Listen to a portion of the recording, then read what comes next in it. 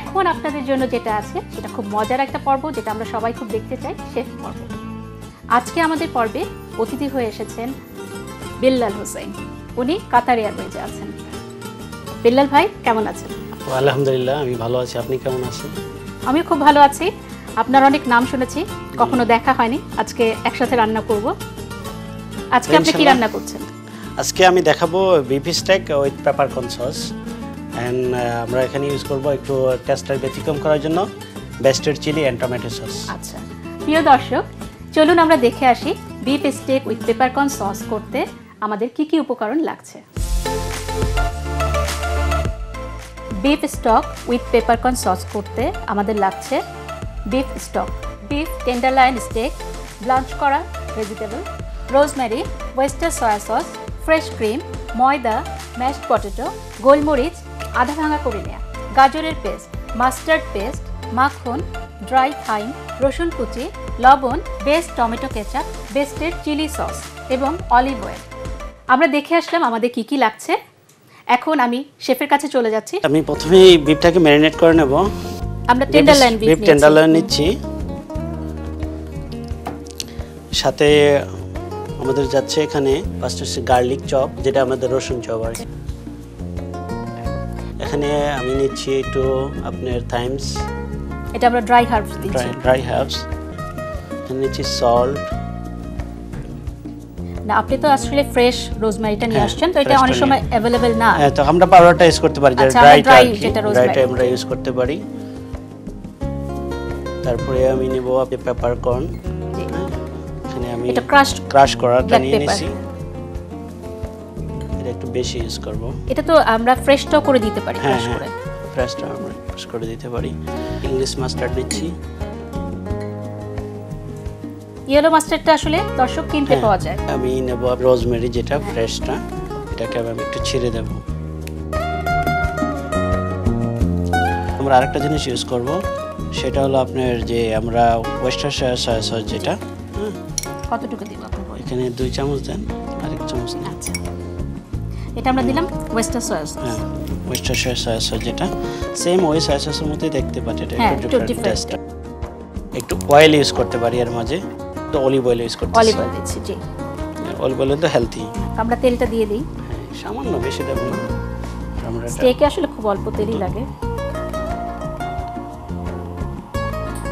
আপনার কাছে আপনাদের মানে কাতার এয়ারওয়েজের কিছু গল্প শুনবো, কারণ 5 স্টার হোটেলে কাজ করার অভিজ্ঞতা আমার আছে, কিন্তু কখনো কোনো এয়ারওয়েজে কাজ করার অভিজ্ঞতা নাই।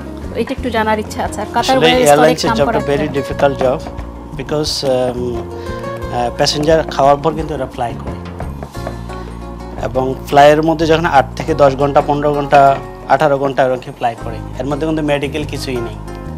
সো এরকমভাবে আমরা সেন্সিটিভ আমাদের যে জবটা, যদি একটা রোগী প্যাসেঞ্জার যদি খাওয়ার পর সে ফ্লাইটের মধ্যে অসুস্থ হয়, পুরো রেসপন্সিবিলিটি কিন্তু কাতার এয়ারওয়েজ একটা এয়ারলাইন্সের থাকে। এবং এটা যদি একটা রিপোর্ট হয়, এই রিপোর্টটা কিন্তু পুরো ওয়ার্ল্ডে অটোমেটিক্যালি এটা চলে যায়। হ্যাঁ, অনেক হাই রিস্ক। হ্যাঁ, অনেক রিস্কি জব।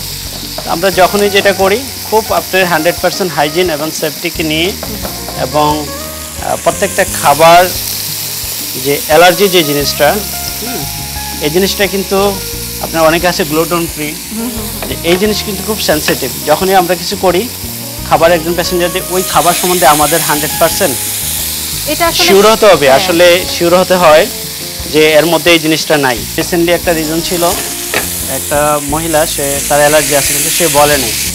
উনি হঠাৎ করে এসে কি স্যান্ডউইচ একটা করছে, যে আমি ক্যাপ্রেসি স্যান্ডউইচ খাবো, যেটাকে মাজওয়ালা স্যান্ডউইচ বলা হয়। তো ওনার অ্যালার্জি ছিল। ক্যাপ্রেসি স্যান্ডউইচে কিন্তু আমরা ইউজ করি পেস্তো সস। হ্যাঁ, পেস্তো সস, এটাতে নাট ইউজ করা, যেটা হলো পাইন নাট ইউজ করা হয়।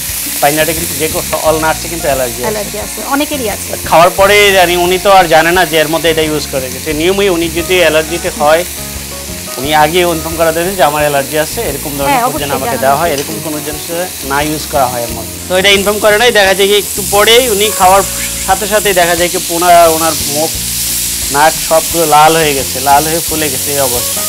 পরে জানা গেল যে ওনার অ্যালার্জি আছে। এটা আমরা বিফ স্টকটা দিচ্ছি।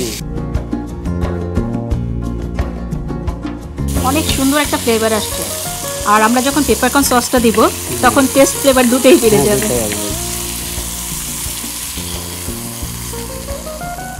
এখন আপনি কি দিলেন? একটু আমি এখানে স্যালারি স্টিক দিয়েছি আর একটু ফ্রেশ ফ্লেভার নেওয়ার জন্য। আচ্ছা, আগে করে নিছি তো।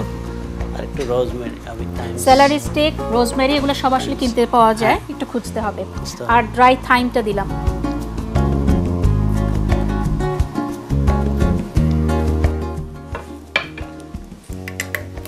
মাখনের সাথে আমরা একটু ময়দা দিয়ে তো রুটা করে দেবো, তাই না? আমরা এটার মধ্যে আমরা একটু সামান্য একটু সল্ট ইউজ করব। তারপরে আপনি স্টক যখন করা হয়েছিল তখনও তো একটু সল্ট দেওয়া হয়েছিল। এটা একটু ভেজে নেব, তাই না? মাখনের মধ্যে আমরা ময়দা দিয়ে ভেজে নিলাম। ভেজে নিলাম। এটাকে আমরা আসলে রু বলি। যে কোনো কিছু ঘন করার জন্য এটা আমরা ব্যবহার করতে পারি। এটা আমরা এখন স্টকে দিয়ে দিচ্ছি। স্টকটা নাড়তে হবে যাতে রুটা ভালোভাবে মিশে যায়। এখানে আমরা একটু সয়া সস ইউজ করি। ওয়েস্টারশায়ার সয়া সস দিচ্ছি। আমরা এখানে ক্রাশড পেপারকর্নটা দিয়ে দিচ্ছি ফ্লেভারের জন্য। এটা এখন আমি ভেজিটেবলটাকে সতে করব। আমি একটু মাখন দিচ্ছি। এটা আমরা দিচ্ছি ভেজিটেবলের জন্য। ভেজিটেবলের জন্য আর সামান্য একটু অলিভ অয়েল দিচ্ছি। হ্যাঁ, না হলে আসলে মাখনটা পুড়ে যেতে পারে। চপড গার্লিক, ফ্লেভারের জন্য। গার্লিক দেওয়ার সাথে সাথে একটা খুব সুন্দর ভাজা হয়ে গেলে একটা ফ্লেভার চলে আসে। একটু পেপার দিচ্ছি, ব্ল্যাক পেপার ক্রাশ করা যেটা। সল্ট দিচ্ছি, একবারে দিয়ে নিচ্ছি সবকিছু। ক্রাশ ব্ল্যাক পেপার, এখানে আমাদের মাশরুম আছে, সবকিছু আছে, জুকিনি আছে, অ্যাসপারাগাস আছে, বেল পেপার আছে। হ্যাঁ,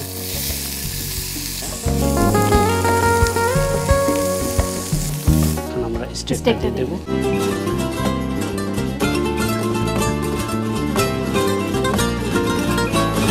এটা কিউকাম্বার এবং ক্যারট দিয়ে এটা আমি দিয়ে সাজিয়ে নিলাম।